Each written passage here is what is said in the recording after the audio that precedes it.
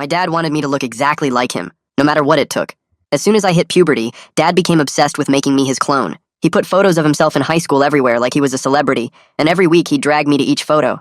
He'd compare our faces, literally drawing circles on my face with a whiteboard marker where I was failing him. Like, sorry, my nose came out straighter than yours, Dad. My bad. The measuring started when I hit 13 and my voice cracked. Suddenly, he's in my room at 6 a.m. with a whole toolkit, height against his pencil marks on my doorframe, shoulders with a tape measure, the space between my eyes with these weird metal things. Dude had spreadsheets tracking whether I was growing into his mini-me. If I shot up too fast one month, he'd cut my calories. Growing too slow? Time to choke down protein powder that tasted like chalk mixed with disappointment. The hair thing was psychotic. Had to part it exactly like his yearbook photos, with this dorky swoosh thing that made me look like I time-traveled from 1987. When my hairline wasn't matching up to his teenage perfection, he legit took me to get evaluated for hair plugs. I was sitting there, 14 years old, while some doctor explained that maybe we should wait until I'm done with puberty. Dad stormed out screaming about missing the window, like my forehead was about to expire. Mom tried to save me exactly once. She caught him plucking my eyebrows because mine grew in wrong, and she finally said, "Don't you think this is unnecessary?" Big mistake. Dad went nuclear, pulling out his photo museum and ranting about how her inferior genetics were sabotaging his legacy. He called me a contaminated version of him.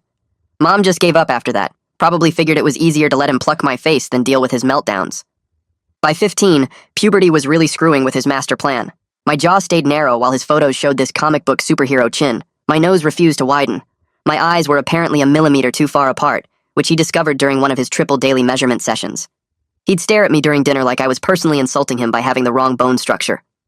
That's when Dr. DeFrankenstein, name changed to protect the incredibly guilty, started shopping for surgeons. 6 months before my 16th birthday, he's showing me PowerPoints about facial reconstruction, jaw implants for that manly square look, rhinoplasty to beef up my bridge, something called facial masculinization, which sounded like torture with a medical degree. He'd found doctors willing to carve up a teenager for the right price, had payment plans and everything. I tried reasoning with him, which was stupid, but I was desperate. Said I'd do whatever he wanted, wear his dorky clothes, keep the embarrassing haircut, anything but letting someone break my face. He held up his favorite photo and said, "You're an insult to my genetics, but we can fix that." Ice cold. 2 weeks before surgery day, I snapped. I snuck into his shrine of an office and grabbed every single teenage photo of himself. I lit them up in the backyard with the lighter I'd stolen from Mom's purse. All his proof of perfection turned to ash while he was at work bragging to coworkers about his upcoming mini-me reveal. Felt good for about 5 seconds until I realized I just poked the world's vainest bear. Dad came home to his burnt offerings and went silent, which was terrifying. He called the surgeon right there and moved everything up. "We'll work from my perfect memory," he said, like his brain was some kind of facial blueprint archive. First surgery in 3 days, breaking my jaw to match his delusions. That night, he was on the phone reciting measurements like poetry. The exact angle of his teenage jaw, the precise width of his nose at 16, reconstructing data from his narcissistic memory bank. Already paid in full, he mentioned. No backing out now. The surgeon had cleared a whole week for Project Make My Son Into Me. Next morning was marking day.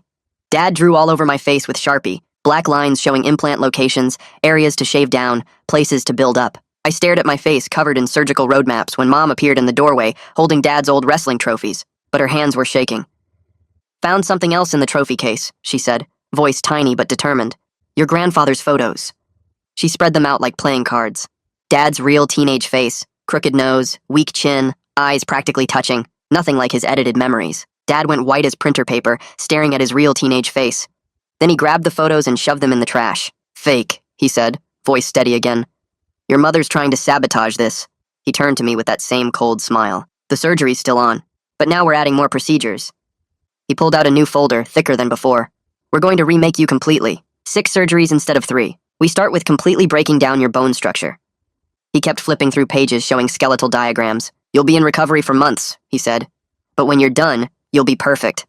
You'll be me." I sit on my bed staring at the mirror, tracing the black Sharpie lines Dad drew across my face. The surgery folder sits on my desk, twice as thick as before, and I flip through the pages with shaking hands. 6 procedures instead of 3. Recovery time measured in months instead of weeks. The first surgery is scheduled in 3 days now, not 2 weeks like before. I burned his photos thinking I was fighting back, but all I did was speed everything up. The window to stop this just got cut in half and I have no plan except panic. I touch the marks on my jaw where Dad wants to break the bone and rebuild it to match his memory. My hands won't stop shaking as I read through consent forms and payment schedules and diagrams showing exactly how they'll crack my face apart and put it back together wrong. The folder has my name on it, but nothing inside feels like it's about me. Just about making me into someone else. I close the folder and shove it under my bed where I don't have to look at it anymore. Sleep doesn't come that night because every time I close my eyes, I see surgical tools and broken bones, and Dad's face staring back at me from a mirror. Before school the next morning, I lock myself in the bathroom with Mom's makeup remover and start scrubbing the Sharpie lines off my face. The bottle says gentle formula, but it burns my skin as I rub hard enough to erase every black mark Dad drew. My face turns red and raw from the effort, the skin around my jaw and nose feeling tender and hot. I use cotton pads and then paper towels when those run out, scrubbing until the marks fade to gray smudges and then disappear completely. My reflection looks angry and damaged even without the surgical roadmap, my skin blotchy and irritated. Mom appears in the doorway holding a towel, but she doesn't say anything, just watches me destroy my face trying to clean it. When I meet her eyes in the mirror, she turns away and walks back down the hall. The silence between us feels heavier than Dad's rage ever did. This thick quiet that means she sees what's happening but won't step in to stop it. I splash cold water on my burning face and grab my backpack, heading out the door before Dad wakes up and notices I erased his work. I find Dad's wallet on the kitchen counter while he showers upstairs, the water running loud enough to cover any noise I make. Inside are his insurance card and driver's license, the two things he'll need for any medical appointments or procedures. My heart pounds so hard I'm sure he can hear it through the bathroom door as I slide both cards out of their slots. It's a small thing, just making him search for documents, but any friction might buy me hours or days. I walk to the kitchen trash can and dig through coffee grounds and banana peels until I reach the bottom, then bury the cards under all the garbage. Dad will tear the house apart looking for them, probably blame Mom for moving his stuff, and maybe the delay will give me time to think of something better. I wash my hands and put his wallet back exactly where I found it, then grab a granola bar and head out the door. The water shuts off upstairs just as I step outside and I walk fast toward the bus stop before Dad can call me back inside. In first period, I sit alone at my desk near the window and try to focus on the teacher talking about something I don't care about. The school counselor's office is across the courtyard, and I catch Ms. Gutierrez watching me through her window. She's noticed something is wrong, probably because I haven't spoken to anyone in 3 days and keep touching my jaw like I'm checking if it's still mine. My face still feels raw from scrubbing off the Sharpie this morning, and I wonder if she can see the red marks from where she's standing. When class ends, I grab my books and head toward my locker, hoping to disappear into the crowd before anyone tries to talk to me. But Mrs. Gutierrez is waiting by my locker with this gentle expression that makes my throat feel tight. She asks if I have a few minutes to chat, her voice quiet and careful like she's approaching a scared animal. I want to say no, but something about the way she's looking at me makes me nod instead. She leads me back to her office and closes the door, and I realize this might be the first time an adult has actually asked if I'm okay. I spend lunch period in the library instead of the cafeteria, using a school computer to research minor consent laws. The search results are confusing and full of legal words I don't understand, but I screenshot everything that looks useful. Some websites say that in certain medical situations, my refusal might actually matter, that doctors are supposed to get my permission too, not just my parents. Other sites say parents have complete control over medical decisions until I'm 18. I create a new email account using a fake name and forward all the screenshots to myself, building a file of information I might need later. For the first time in weeks, I feel a tiny spark of hope mixed with confusion about what any of this actually means. The bell rings and I clear my browser history before logging out, making sure no one can trace what I was researching. I head to my next class with my phone heavy in my pocket, filled with evidence I don't know how to use yet. After school, I lock my bedroom door and pull out Dad's surgery folder from under my bed. I use my phone to photograph every single page, including the consent forms with my name on them, the procedure descriptions explaining exactly how they'll break my jaw, and the payment plans showing Dad already paid in full. The folder is so thick it takes 20 minutes to photograph everything, my hands shaking as I flip through pages describing what they want to do to my face. I find old photos I texted to a friend weeks ago, back before Dad started drawing on my face, and I save those as proof of what I looked like before the Sharpie marks. Then I take new photos of my red, irritated skin from scrubbing this morning, showing the damage already happening. The documentation feels like building a case, though I don't know yet who will see it or if anyone will care. I shove the folder back under my bed and start uploading the photos to my computer, organizing them into folders labeled with dates and descriptions. I create a new cloud storage account using the fake email from earlier and upload everything, all the photos and screenshots and documentation of what Dad wants to do. Then I email the login information to my secret account and delete all traces from my phone. Dad checks my phone randomly, going through my texts and photos whenever he wants, so I can't risk him finding evidence of my evidence. The act of hiding proof makes me feel slightly less powerless, like I'm taking back tiny pieces of control even though I'm still trapped. I empty my phone's trash folder and clear my recent apps, covering my tracks carefully. Then I put my phone on my desk and stare at it, this device that Dad thinks he controls but that I just used to build a case against him. It's not much, but it's something. This hidden file of proof that exists somewhere he can't reach it. At dinner, I position my phone on my lap under the table and start recording as Dad launches into his usual speech about facial measurements. His voice is calm and detailed as he describes breaking my jaw in 3 places, explaining exactly how the surgeon will reshape my bone structure to match his teenage face. He talks about angles and proportions like he's reading poetry, reciting numbers he's memorized from looking at himself in old photos. Mom pushes food around her plate and doesn't look at either of us, her fork scraping against ceramic in the silence between Dad's words. I feel sick listening to him talk about my face like it's a construction project, like breaking bones and installing implants is the same as remodeling a kitchen. The recording captures everything, his voice steady and certain as he describes the recovery process and the timeline for each procedure. When dinner ends, I slip my phone back in my pocket and help clear the table, the recording saved and ready to send to someone if I can figure out who might listen. I lie awake all night with my chest tight and my heart racing, unable to stop imagining the surgery. I picture the anesthesia mask over my face, the moment everything goes dark, waking up with my jaw wired shut and my face swollen beyond recognition. Every time I start to drift off, another image jolts me awake and I give up on sleep around 2 a.m. Instead of just panicking, I grab a notebook and start writing down small ways to delay things. Lose paperwork, miss appointments, claim I'm sick, hide Dad's car keys. Each idea gets its own line in the notebook. Strategies for buying time even though I don't know what I'm buying time for. My anxiety channels into planning, this focused energy that makes me feel slightly less helpless.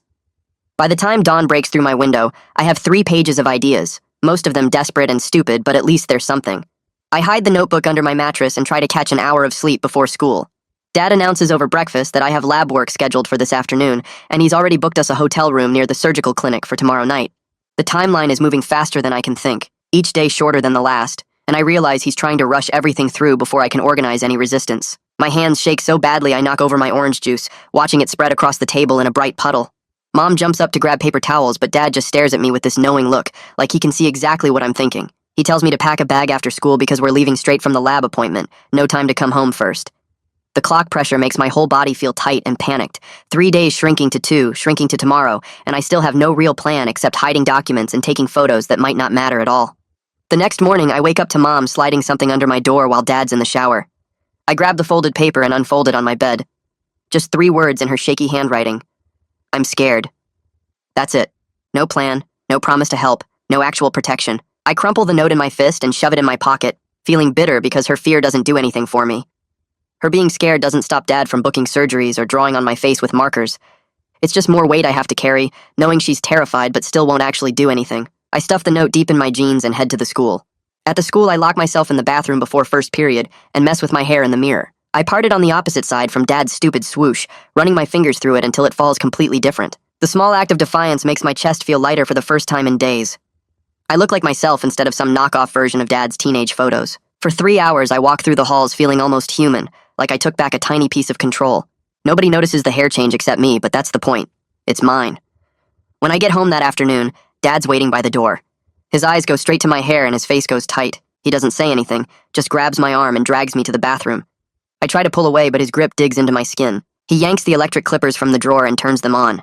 The buzzing fills the small bathroom. He shoves my head down and runs the clippers across my scalp in uneven patches, not caring about making it look decent, just punishing me. Hair falls into the sink and on the floor. I watch in the mirror as sections of my scalp show through where he buzzed too close. The humiliation burns hot in my throat, but I don't cry. I just stare at my reflection getting more destroyed with each pass of the clippers. When he's done, my head looks like someone attacked it. Patches of different lengths, bare spots, completely uneven. He unplugs the clippers and walks out without a word. I stand there looking at what he did and feel the humiliation turn into something colder. Anger that sits heavy in my stomach. The next morning after Dad leaves for work, I'm still staring at my messed up hair in the bathroom mirror. I grab the clippers he used on me and turn them on. If he's going to destroy my hair as punishment, I'll destroy it as my choice. I run the clippers over more sections, shaving chunks down to the scalp myself. It looks terrible, worse than what Dad did, but it's my terrible choice, my deliberate destruction. I'm taking back the decision he tried to steal. When I'm done, my head is a mess of uneven patches and bare spots, but I did it to myself. Dad can't use my hair to control me if there's nothing left to control. That evening, when he sees what I did, he goes red in the face and starts yelling about me sabotaging his plan. I just shrug and tell him there's nothing left to buzz. He slams his fist on the table, but I've already proven my point. I'd rather destroy myself than let him control every single detail. During first period the next day, I ask for a hall pass to see Miss Gutierrez. She's the school counselor who's been watching me from her office window. I knock on her door and she waves me in. I sit down and pull out my phone, opening the photos I took of Dad's surgery folder. I show her the pages about jaw implants and nose jobs and facial reconstruction. My hands shake a little as I swipe through them. I explain that my dad wants to surgically change my face to look like his teenage self. 6 different procedures to remake my bone structure. Missy Gutierrez listens without interrupting, her face shifting from concern to alarm as I describe each planned surgery. I show her the consent forms and the payment plans. When I finish, she leans forward and asks if I have any audio recordings. The question catches me off guard because I didn't expect her to take it this seriously. I nod and tell her I recorded Dad at dinner talking about the surgeries. She writes something down in her notebook, and I realize she's actually building a case. She's taking this seriously enough to document everything. When I get home, I use my laptop to forward the dinner recording to Ms. Gutierrez from my secret email account. I attach the audio file and write a short message explaining what's on it. Then I delete the sent message and clear my browser history. The next morning before first period, I get called to Mrs. Gutierrez's office. She's sitting at her desk with headphones on, listening to something on her computer. When she sees me, she takes the headphones off and closes the door. Her face is set in this professional determination that makes my stomach flip. She tells me she listened to the recording of Dad reciting measurements and talking about breaking my jaw. She says she needs to make some calls and asks me to trust her. I feel this weird mix of relief and terror because I just handed my survival to an adult I barely know. But she's the first person who's actually taking action instead of just feeling bad for me. After school that day, Dad's waiting in the kitchen with papers spread across the table, consent forms for the surgeries.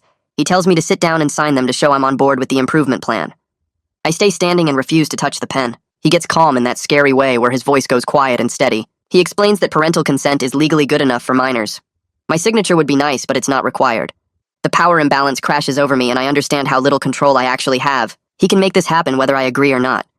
The forms sit there on the table and I walk out of the kitchen without signing anything. It doesn't matter. He doesn't need my permission. The next afternoon, Miss Gutierrez calls me into her office at the end of the school day. She closes the door and tells me she filed a mandated report to the CPS hotline based on our conversations and the evidence I gave her.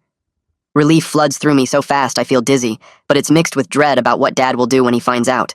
Miss Gutierrez promises the report is confidential, but warns me that an investigator will probably contact my family within 48 hours. I nod and thank her, my voice coming out shaky. I leave her office feeling like something is finally happening, but also terrified about the explosion coming when Dad figures out someone reported him. At dinner that night, Dad announces he moved the surgery timeline up again.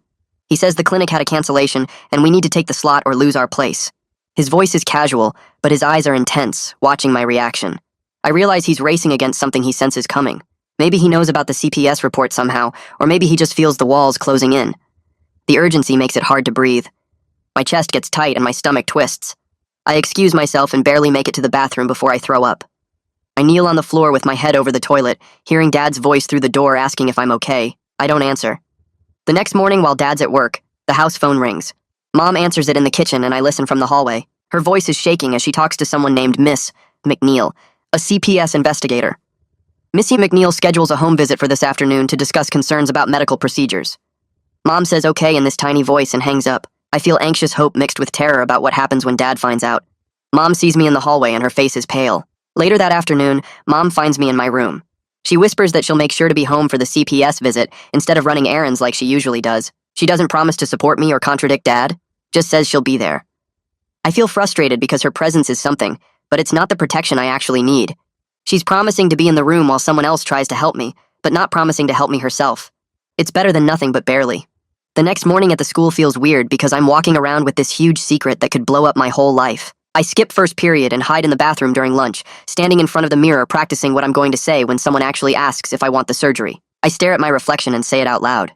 I don't consent to any facial surgery. My face doesn't need fixing. I'm refusing all procedures. The words sound stronger when I hear them in my own voice instead of just thinking them. I pull out a notebook and write everything down in clear sentences. No crossing out or messy handwriting, just plain statements about what I want and don't want. I take photos of each page with the school iPad I borrowed from the library, making sure the words are readable in the pictures. My hands shake a little, but I get through it. The preparation makes the panic in my chest ease up slightly, like I'm putting on armor made of my own words. Miss McNeil shows up at our house right at 3 o'clock that afternoon. I watch through my bedroom window as she parks and walks up to the front door carrying a folder and wearing professional clothes. Dad opens the door before she even knocks, and his whole face changes into this warm smile I haven't seen in weeks. He shakes her hand and welcomes her inside like she's a friend dropping by instead of someone investigating him. I come downstairs and Dad immediately puts his hand on my shoulder, squeezing it while he talks about how much he supports my development and wants what's best for me. The squeeze gets tighter when Miss McNeil looks at me and I tense up under his grip, but try not to make it obvious. Dad shows her around the house, pointing out my room and the photos on the walls, talking about our close relationship and how we make decisions together as a family. I avoid eye contact when he says that last part because it's such a massive lie. Miss McNeil watches everything with this neutral expression that gives me nothing. I can't tell if she believes him or sees through the performance. Mom sits on the couch with her hands folded, not saying much. Mrs. McNeil asks to see all the medical paperwork, and Dad's face gets this tiny flicker of tension before the smile comes back. He pulls out the thick folder with all the surgery plans and starts explaining his vision for my appearance, using words like enhancement and confidence building. Mrs. McNeil takes notes while he talks, writing down specific things he says. She asks if I've expressed any concerns about the procedures, and Dad immediately jumps in to say I'm fully on board, that we've discussed everything thoroughly. I sit there silent on the couch next to Mom, my jaw clenched so tight it hurts. Mrs. McNeil looks at me and asks if I have anything to add. The air feels heavy and thick, like everyone's holding their breath. Dad's hand lands on my knee, pressing down. I shake my head because I'm too scared to contradict him right now with him sitting next to me. Mr. McNeil writes that down too. Dad takes me to the clinic late that afternoon for pre-op lab work.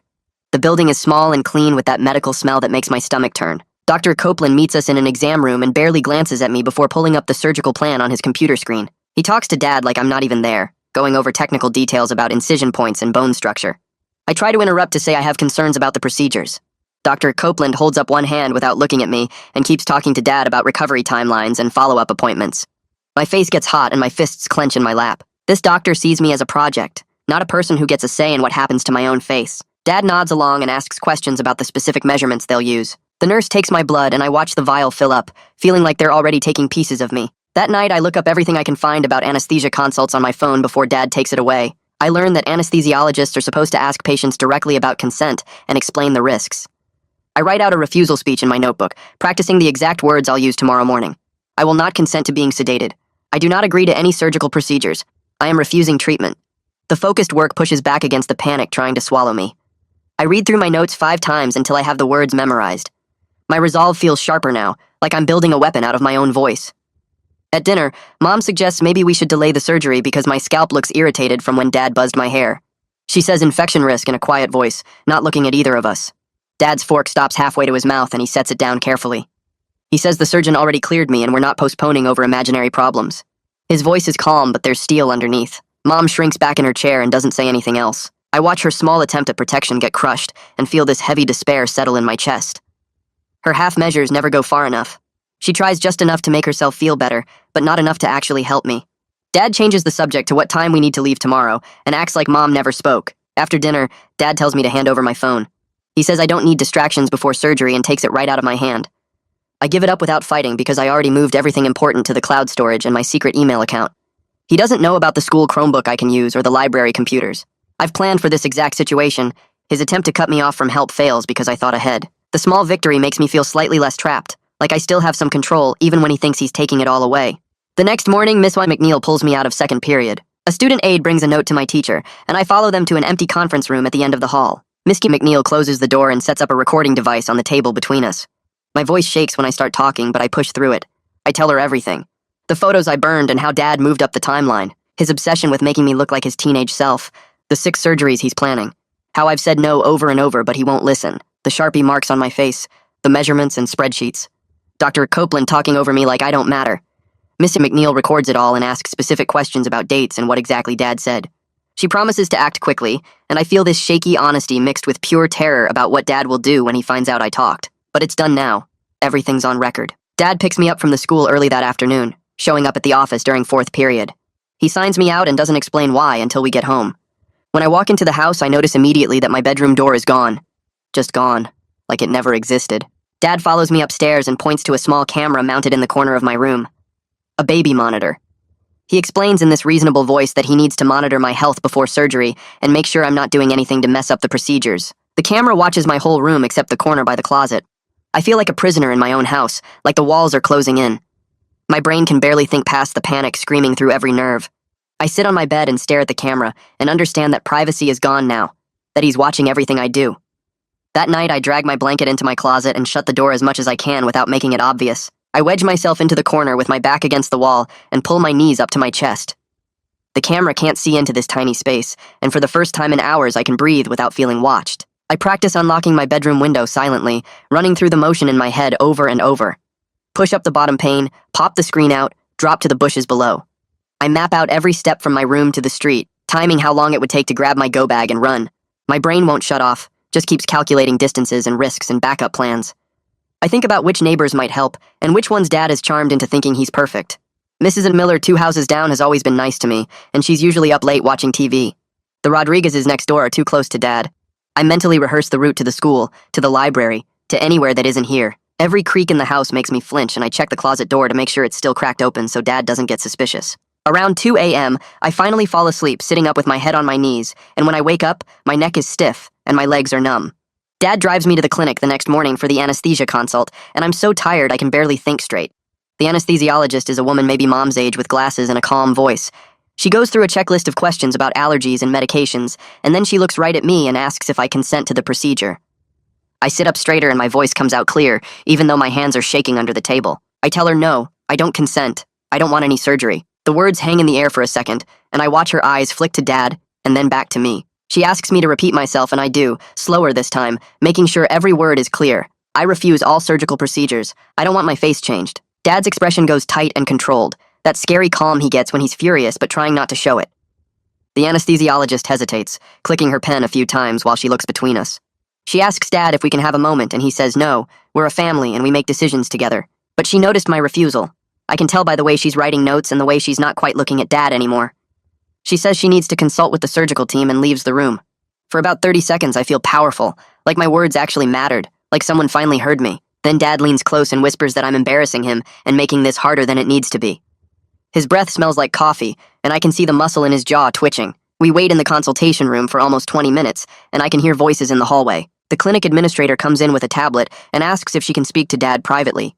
He refuses and says anything they need to discuss can happen in front of me since it's about my care. She looks uncomfortable but explains that given my stated refusal, they need to consult their legal department about proceeding. Dad's voice stays calm but gets louder as he insists that parental consent is legally sufficient for minors, and I'm just nervous about the procedure. Dr. Copeland shows up a few minutes later and immediately starts talking over everyone about how common it is for teenagers to have anxiety about elective procedures.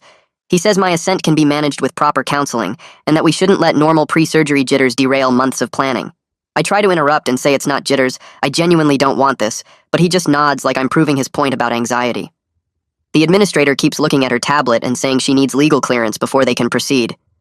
Dr. Copeland gets frustrated and starts talking about how they've already allocated surgical time and resources, how my father has paid in full, how they have a professional obligation to proceed. I feel sick watching these adults discuss ways to ignore what I just said. The system I thought would protect me is just figuring out how to work around my refusal. The administrator finally says she'll expedite the legal review, and they should have an answer by end of day. Dad thanks her and Dr. Copeland, and I sit there feeling my hope drain away as they treat my explicit no like a paperwork problem to solve.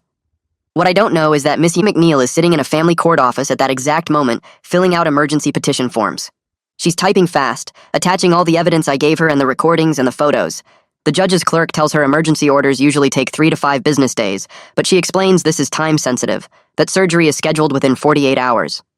She gets shuffled to a different office where a judge reviews the petition during her lunch break. By early afternoon, the court issues a temporary emergency order, halting all elective medical procedures on me while the investigation continues. The clerk faxes it to the clinic's main office and to Dr. Copeland's practice.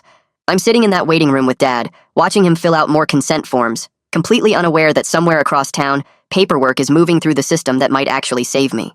The hope exists in file folders and fax machines while I'm trapped in a surgical center trying not to panic. The clinic never calls back that day with legal clearance, and Dad gets angry on the drive home.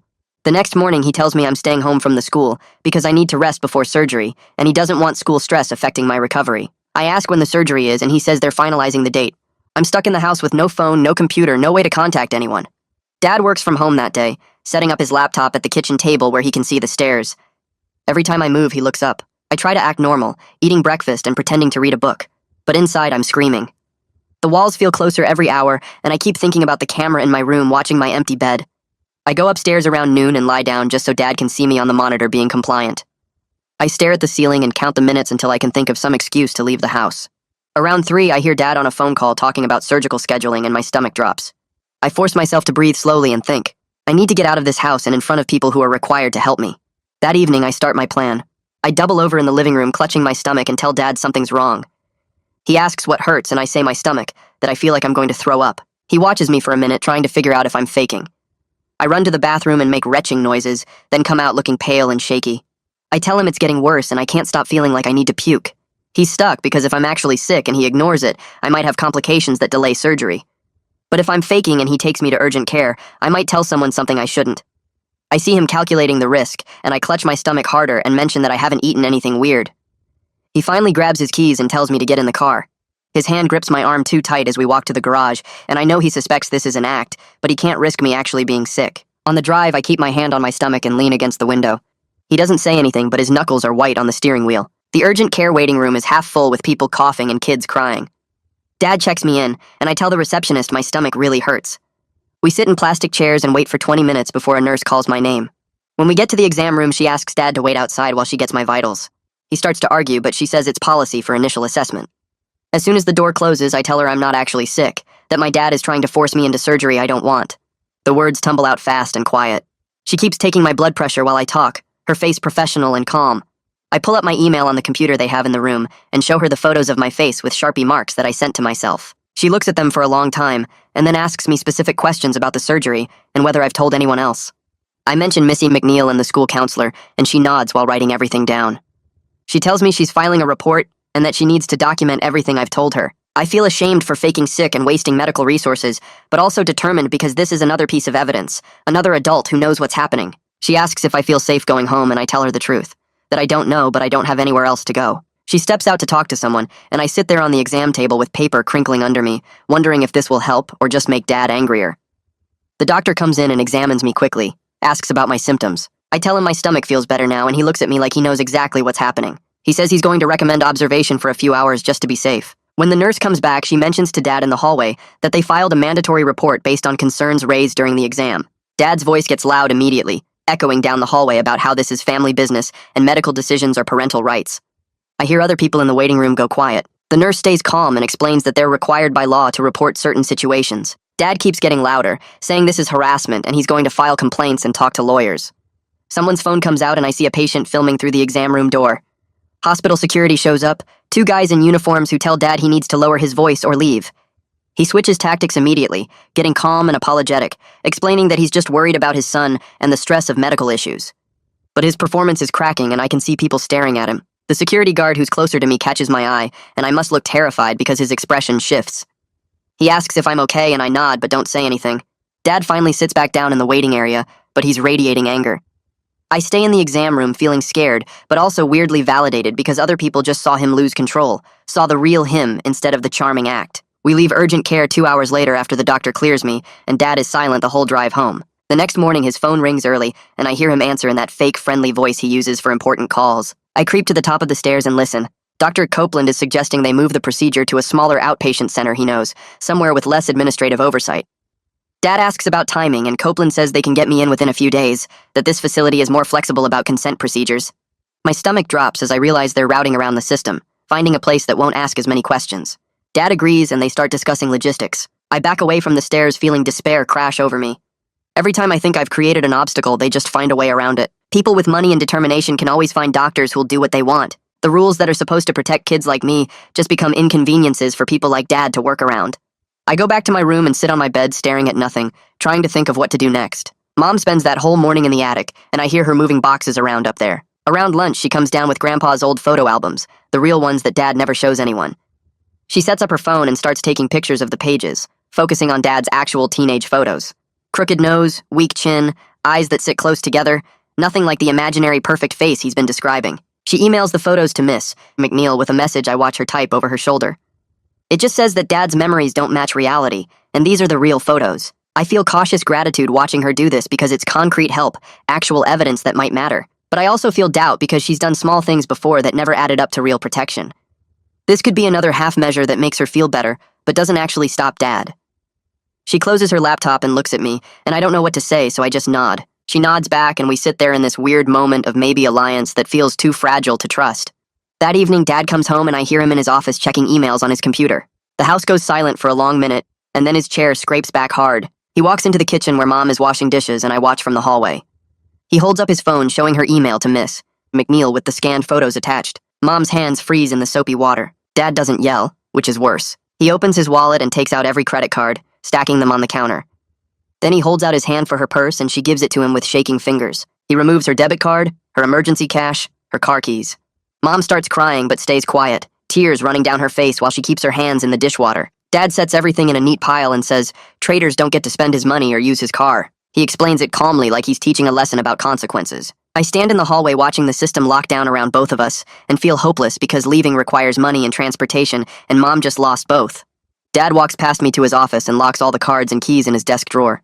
Mom stays at the sink crying softly, and I want to help but don't know how when we're both trapped by the same lack of resources. 2 days later, my phone rings during lunch at the school, and it's Ms. McNeil. I step into the empty hallway and answer. She tells me the family court denied the emergency order. The judge said the evidence shows family problems, but not enough immediate danger to stop Dad from making medical choices for me. Her voice sounds tired and sorry, but the words hit me like getting punched in the stomach. I lean against the lockers trying to breathe right. Mrs. McNeil keeps talking about next steps and building a stronger case, but I barely hear her because my brain is stuck on the fact that the system just chose Dad's rights over my body. The court looked at everything, all the recordings and photos and reports, and decided it wasn't bad enough yet. I thank her and hang up and slide down the wall to sit on the floor. A teacher walks by and asks if I'm okay, and I nod and say I just need a minute. The system I trusted just told me that my father wanting to break my face and rebuild it matters less than his legal right to make choices for me because I'm only 16. That afternoon, I go home and pull my old backpack out of my closet. I start packing it with stuff I might need if I have to run. 3 changes of clothes folded tight. My birth certificate and social security card that I copied at the school. The cash I saved from birthday money over the years, about $200 in small bills. I grab my phone charger and a water bottle, some granola bars from the kitchen when Dad isn't looking. I stuff it all in the bottom and pile old stuffed animals and board games on top so it looks normal if anyone opens my closet. I write the child abuse hotline number on my arm in pen and then copy it into my phone under a fake name. I look out my window at Mrs. Miller's house next door. She's home most days and I've known her since I was little. If I need to run, I could probably get to her door before Dad catches me. The planning steadies me a little, turns the panic into steps I can take. I can't stop what's coming, but I can be ready to move if I get a chance. Dad comes home early and tells us to pack bags because we're staying at a hotel tonight. He says the surgical center is across town and we need to be close for the early morning check-in time. Mom asks why we can't just leave early tomorrow, and he says he's not risking traffic or any other delays. I pack my school backpack with normal stuff so he doesn't see the go bag hidden in my closet. We drive across town in silence, and Dad checks us into a hotel near the medical plaza. The room has 2 beds and 1 bathroom, and Dad takes the bed closest to the door. I realize he's blocking the only exit and feel trapped immediately. Mom goes into the bathroom and I hear her crying through the door, but she doesn't come out for a long time. I sit on the far bed looking at the window, but we're on the 4th floor, so that's not an option. The room smells like cleaning chemicals, and the walls are thin enough that I hear the TV from next door. Everything familiar is miles away, and nobody here knows us, or would think twice about a dad and his family staying near a medical center. I'm cut off from the school, from Mrs. Gutierrez, from any place where people might notice something wrong. At 2 a.m., I wait until Dad's breathing goes deep and even. I slip out of bed and walk into the hallway in my socks. My heart pounds so hard I can feel it in my throat. I find the fire alarm on the wall near the elevator and pull it down. The sound is so loud it hurts my ears and lights start flashing. Doors open up and down the hallway and people stumble out looking confused and scared. I try to move toward the stairs away from our room, but Dad appears in the doorway in seconds like he was waiting for this. He grabs my arm hard and pulls me back toward him. People are filing toward the stairwell and I try to tell someone that I need help, but Dad holds me against his side. When the firefighters arrive and start checking floors, Dad flags one down in the hallway. He explains that his son is having a mental health crisis from pre-surgery stress tomorrow and must have pulled the alarm in a panic. His voice is concerned and apologetic, and he keeps his hand on my shoulder like a worried parent. The firefighter looks at me with pity and asks if I'm okay. I try to say I'm not, but Dad squeezes my shoulder and talks over me about anxiety and teenage emotions. They clear the building and let everyone back in after 20 minutes. Dad walks me back to the room and Mom is standing by the window looking scared. The firefighters saw me as a sick kid instead of someone trying to escape, and now I look crazy on top of everything else. After the chaos dies down and Dad falls back asleep, I lie awake until I'm sure he won't wake up. Around 4 a.m., I slip out again and take the elevator down to the lobby. The hotel has a small business center with 2 computers in a corner behind the front desk. The night clerk is reading something on his phone and doesn't look up. I log into my email and plug in a USB drive I brought from the school. I upload every photo, every recording, every document I've collected. The files take forever to transfer, and I keep watching the lobby to make sure Dad doesn't appear. When it finishes, I email everything to Miss Gutierrez with a message explaining where we are and that the surgery is scheduled for this morning.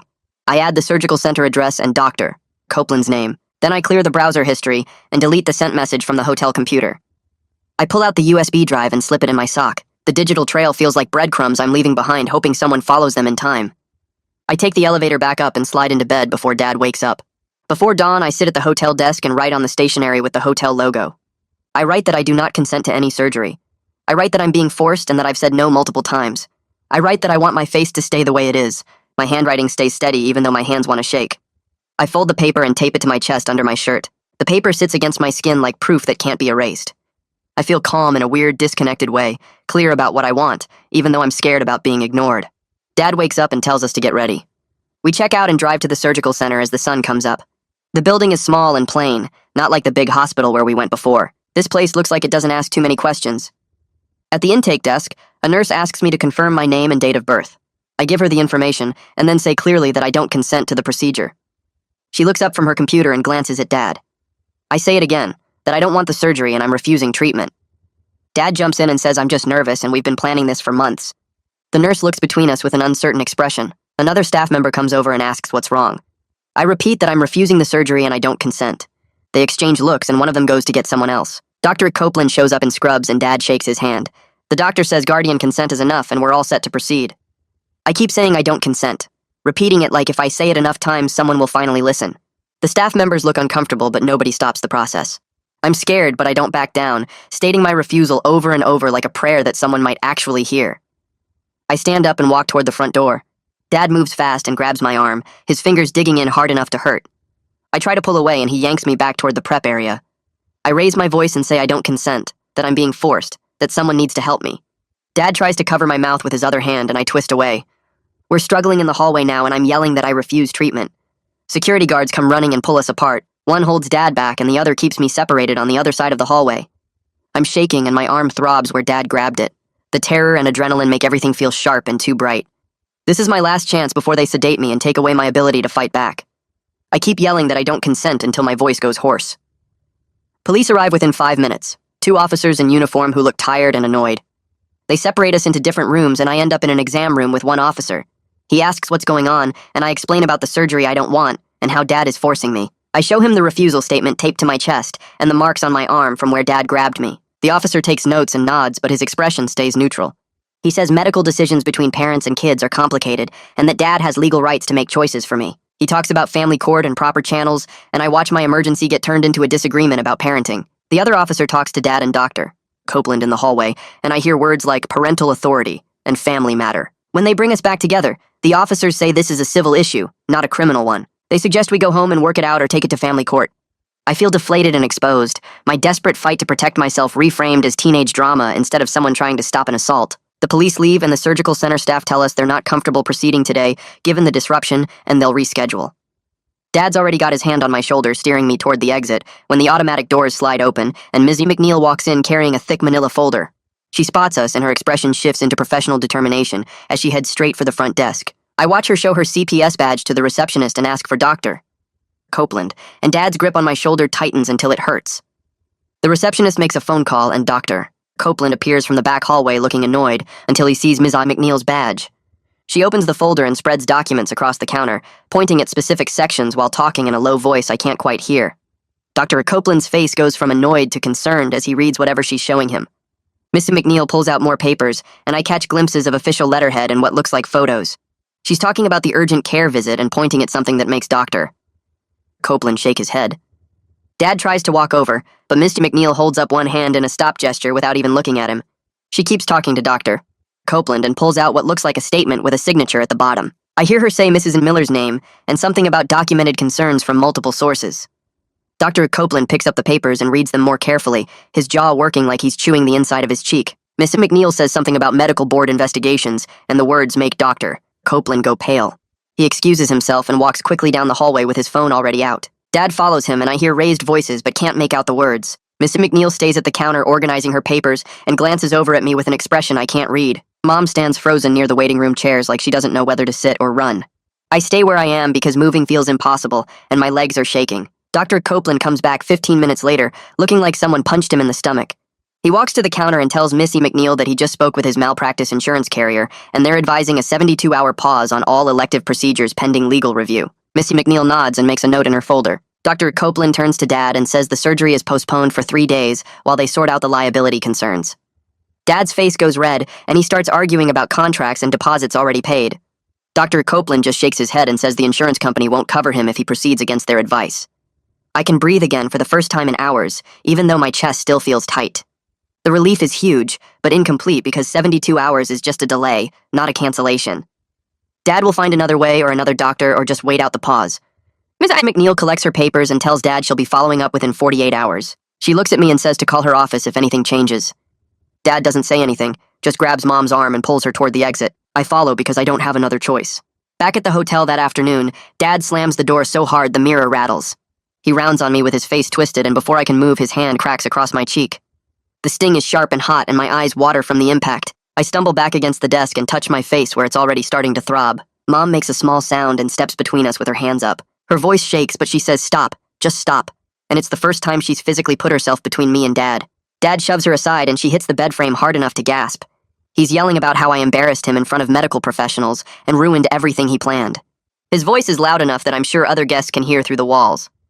I back toward the bathroom, but there's nowhere to go in this small room. The shock of his hand hitting my face is transforming into something else, something cold and clear. I understand now that nothing I do will ever be enough. I could let him break every bone in my face and rebuild me exactly like his teenage photos, and it still wouldn't satisfy whatever broken thing drives him. Mom is crying and holding her side where she hit the bed frame. Dad keeps raging about wasted money and lawyers and how I'm deliberately sabotaging his legacy. His words blur together into noise. My cheek throbs and I can feel it swelling. I stay quiet because talking will just make it worse. Eventually, Dad runs out of steam and throws himself into the chair by the window. He pulls out his phone and starts typing furiously. Mom helps me to the bathroom and we run cold water over a washcloth. She presses it against my face and whispers that she's sorry. The apology feels empty because sorry doesn't stop anything from happening. We stay in the bathroom until Dad leaves to get food, and then we sit on the bed not talking. 20 minutes later, someone knocks hard on the door.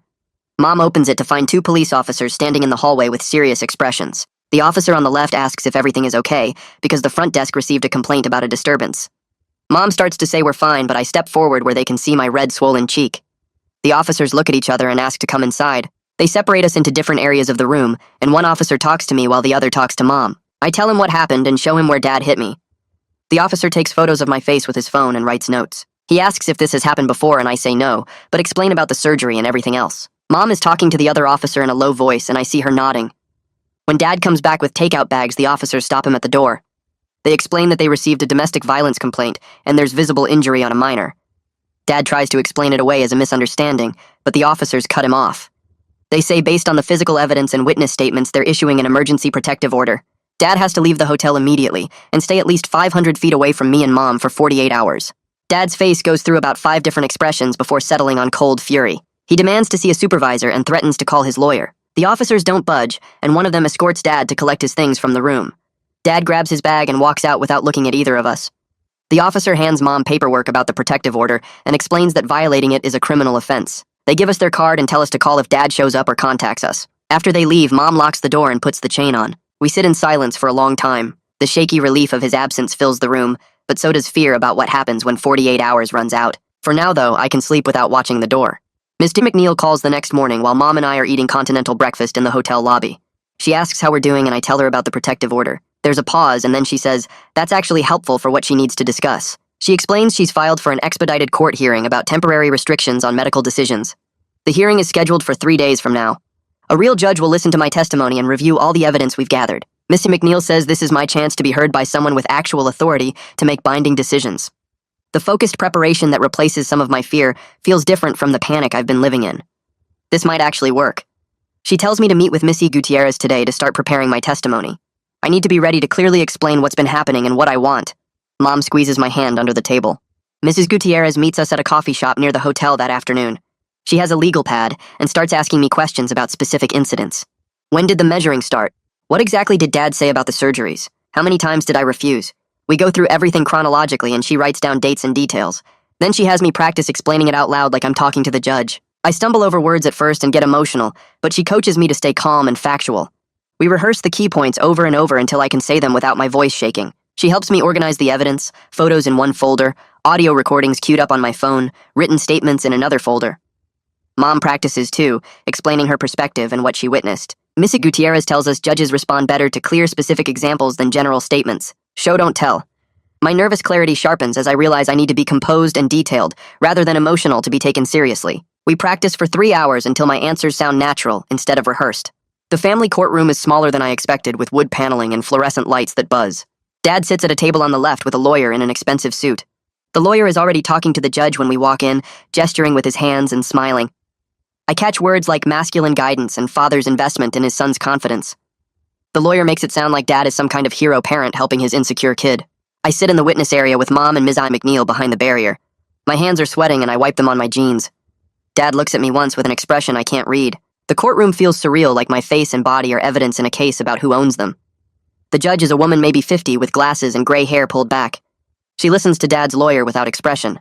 The lawyer talks about parental rights and medical decision-making and how teenagers often resist things that are good for them. He shows photos of me with the uneven haircut and uses words like acting out and oppositional behavior. I feel anger controlled by focus as I watch Dad perform concern while his lawyer paints me as a difficult, rebellious kid. Missy McNeil stands when it's her turn and presents the evidence folder. She walks through the timeline methodically. The photos of my face marked with surgical plans, the audio recording, the urgent care reports, Mrs. Miller's statement, the protective order from 2 days ago. Each piece of evidence gets labeled and entered into the record. When the judge calls me to testify, I walk to the witness stand with my heart pounding. I swear to tell the truth and sit in the chair that's too big. The judge asks me to explain in my own words what's been happening. I start with the photos everywhere in the house and Dad's daily measurements. I describe the surgery folder and the 6 procedures he planned. I explain how I refused multiple times and he kept pushing forward anyway. My voice stays steady as I talk about the Sharpie marks on my face and the surgical center and trying to leave. Then Miss McNeil asks me to play the audio recording. I pull out my phone and the courtroom goes quiet. Dad's voice fills the room reciting measurements and talking about breaking down my bone structure. His final words echo off the walls. You'll be perfect. You'll be me. The judge's expression shifts as she listens. I explain that I don't want to look like anyone except myself. My face is my face and I should get to keep it. The exposure feels raw but resolute. Dad's lawyer tries to cross-examine me and asks if I understand my father just wants me to be confident. I say I understand he wants me to look exactly like his teenage self, and that's not the same thing. The lawyer asks if I've been influenced by my mother or the social worker. I say no one had to convince me that I don't want someone to break my jaw. The judge tells the lawyer to move on. During lunch recess, Ms. McNeil gets a phone call and steps into the hallway. When she comes back, she's trying not to smile. She tells me that Dr. Copeland just received formal notice that the medical board opened an inquiry into his practice. The complaint alleges he was attempting to perform non-therapeutic procedures on a protesting minor. Dr. Copeland sent an immediate response withdrawing from my case and terminating the doctor-patient relationship. Relief washes over me, but it's mixed with wariness. One doctor backing out doesn't mean Dad won't find another one willing to take his money. Missy McNeil says the medical board inquiry will make other surgeons think twice before taking the case. Dad's lawyer looks stressed when court resumes and asks for a continuance to consult with his client. The judge denies it and says we're finishing today. The judge takes 10 minutes to review her notes before announcing her decision. She grants a temporary order prohibiting any elective cosmetic procedures without explicit court approval. Dad is restricted to supervised visits only at an approved facility. She states clearly that my refusal is documented and credible, and my bodily autonomy deserves protection. The order is effective immediately and will remain in place pending a full hearing in 90 days. The grounded relief I feel is huge but incomplete. Temporary orders can be challenged, and I know Dad won't accept this quietly. Dad's face is stone as the judge explains the terms. His lawyer is already making notes about appeals. Mom cries quietly next to me. Mrs. McNeil squeezes my shoulder. We leave through the side exit to avoid Dad in the hallway. 2 days later, Mom's phone buzzes with a message from Dad's lawyer. The text contains what the lawyer calls clarifications, but read like threats. Dad wants me to understand this is just a temporary setback. He's not giving up on correcting this mistake or preserving his legacy. The lawyer's careful language can't hide the menace underneath. Mom shows me the message and then shows it to Ms. McNeil. That afternoon, Mom meets with a lawyer Ms. McNeil connected her with and files for legal separation. The lawyer explains emergency support options and temporary custody arrangements. Mom struggles with the financial reality of leaving because Dad controlled everything. The lawyer talks about court-ordered support and asset division. I feel mixed emotions sitting in that office. Safer but unstable. Protected by paper but uncertain how long it holds. Mom signs the separation papers with shaking hands. The lawyer files them electronically and says Dad will be served within 24 hours. We drive back to the hotel in silence. Mom parks and turns off the car but doesn't get out. She says she should have done this years ago. I don't disagree. 2 weeks crawl by in the hotel before I go back to the school, and walking through those halls feels like stepping into a different dimension where nobody knows what just happened. Mrs. Gutierrez catches me at my locker first period and walks me to the counseling office where she introduces me to the school therapist who handles family trauma cases. The therapist has a quiet office with plants and soft chairs, and she explains how we'll meet twice a week to work through everything. I sit there nodding while she talks about coping strategies and processing trauma, and the whole thing feels surreal because just 2 weeks ago, I was fighting not to get my face cut open. Classes are weird because homework and tests feel both normal and completely pointless after everything, like I'm supposed to care about algebra when my dad tried to remake my bone structure. Mrs. McNeil schedules a meeting at the hotel 3 days after I'm back at the school, and she spreads out papers on the tiny desk explaining the whole CPS case plan. Home visits every 2 weeks where a caseworker checks on our living situation and talks to both me and Mom separately. Mandatory family counseling sessions, though Dad has to attend his separately since the protective order is still active. Any contact with Dad has to be supervised at an approved facility with a professional present, and she explains this structure will stay in place for at least 6 months while the court case works through the system. I feel cautious hope listening to her outline all these protections, knowing that systems can fail, and Dad's lawyer is probably already looking for ways around everything. But right now the structure feels solid, like walls built around me that might actually hold. Mr. McNeil asks if I have questions, and I ask what happens if Dad violates the order, and she explains he could face contempt charges and lose visitation rights completely. The IT specialist at the school helps me block Dad's number and email during lunch period that same week, walking me through privacy settings on all my accounts and showing me how to filter messages. I change my passwords to things Dad would never guess and enable two-factor authentication on everything. But late at night back at the hotel, I still pull out my phone and scroll through Dad's social media, reading his posts about parental rights being under attack and how the system punishes fathers for caring too much. He never mentions me by name, but I know every post is about our case, and I check obsessively to see if he's posted photos or details. The empowerment of blocking him crashes against this hypervigilance I can't shake, and my therapist says it's normal to slip back into old patterns, even while building new ones. Mom meets with her sister one afternoon while I'm at the school, and when I get back to the hotel, she shows me a new bank account statement with her name only. Her sister lent her $2,000 to start building independence, and Mom has a notebook where she's tracking every expense down to the dollar. She gets hired part-time at a grocery store stocking shelves and says the schedule works around my school hours. I watch her research studio apartments on Craigslist in our price range, actually calling landlords and asking about availability. These concrete steps feel more real than any of her previous vague promises about leaving, and I start to believe she might actually follow through this time. The medical board contacts Dr. Copeland about 3 other complaints from families claiming he pressured their kids into unnecessary cosmetic procedures, and Ms. McNeil tells me he's shutting down his cosmetic practice while keeping his reconstructive surgery work. It's justice, but it tastes bitter because he faces consequences, but still gets to practice medicine and help people who actually need reconstruction.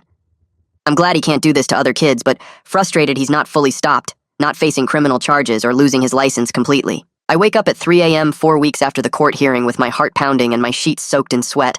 Another nightmare about being strapped to a surgical table while Dad draws lines on my face. Instead of lying there panicking like I used to, I grab my phone and call the crisis hotline number my therapist gave me. The voice on the other end is calm and walks me through breathing techniques, counting inhales and exhales until my heart rate slows. 20 minutes later, I can breathe normally again, and I fall back asleep. And the next morning, I feel fragile but proud that I managed the panic instead of letting it eat me alive. The resilience I'm building feels like wet paper, like it could tear any second. But it's real, and I'm learning to use these tools when the trauma tries to swallow me. The first supervised visit with Dad happened 6 weeks after the separation papers at a family services center with gray walls and uncomfortable chairs. A professional facilitator sits in the corner taking notes while Dad performs concern, asking how school is going and whether I'm eating enough. But he can't help himself and makes comments about my hair growing out wrong and how my posture is affecting my facial symmetry. The facilitator writes everything down, and I watch Dad's manipulation tactics with detached clarity, seeing through the performance now that I have distance. He tries to make eye contact and do that intense stare thing that used to make me feel guilty, but it doesn't land the same way when there's a witness and a door I can walk through whenever I want. I can see his tactics now without being controlled by them, and when the hour ends, I leave without looking back. The follow-up hearing happens 3 months after the initial protective order, and the judge extends everything for another 6 months after reviewing the facilitator's reports and CPS documentation. I start a part-time job at a bookstore near the hotel that same week, shelving books and working the register on weekends. The paychecks are small, but they're mine, and I open my own savings account separate from Mom's to start building toward my future. Mom finds a studio apartment across town that's barely affordable with her grocery store pay and her sister's help, and we move our stuff in over one weekend. The physical distance from Dad feels protective, even though the legal situation is still messy, with his lawyer filing motions and requesting modifications to the visitation schedule. I'm building cautious independence one small choice at a time, knowing the case will drag on, but feeling more solid in who I am. I look in the mirror one morning in our new apartment and see my own face staring back, uneven haircut growing out in weird directions, the narrow jaw Dad hated so much, the nose that's mine and nobody else's. The court case continues with more hearings scheduled every few months, and Dad's lawyer keeps filing motions trying to chip away at the protective order. But my face belongs to me right now in this moment, and I feel quiet ownership without triumphalism or celebration. I understand that safety is temporary, and I'll keep fighting to protect myself for as long as it takes, but today, I'm still me, and that's enough.